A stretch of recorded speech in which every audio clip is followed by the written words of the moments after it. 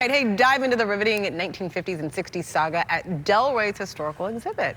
This morning, Tia Walker's shining a light on the unfolding tales of culture, activism, and innovation. Tia, what do you have? Tia, what do you have?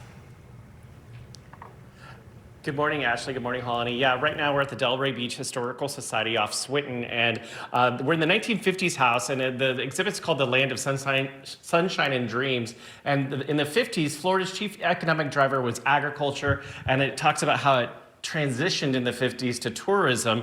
And Winnie's here, she's the executive director, and in the 50s, there were wait-in demonstrations for blacks at the beach, and then like this Jet magazine says, 3,000 blacks in Florida face exile. Tell us about that. Well, Delray made national news during the civil rights movement, and specifically the beach, which is our most prized asset in Delray, was not integrated. So civil rights leaders were in discussions with city leaders for several years before the beach was integrated. This is actually an interesting, and we made national news in Jet magazine, which we have in our archive. This is actually an interesting meeting and a rare photo.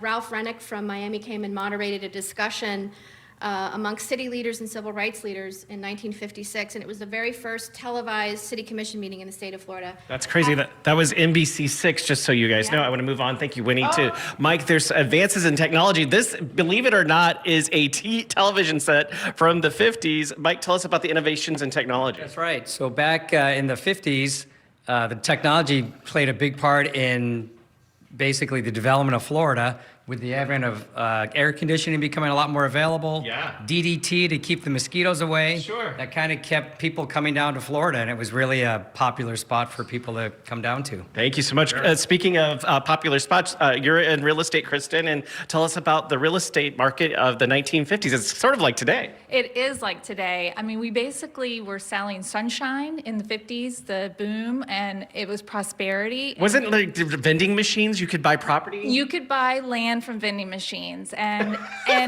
so not unlike today, everybody wanted to be in the sunshine state, and so it was really easy. They came down here to enjoy the outdoors, tennis, polo, all the things. All the things. And Ashley and Holly, this reminds me of my grandfather. It just has that classic 1950s look.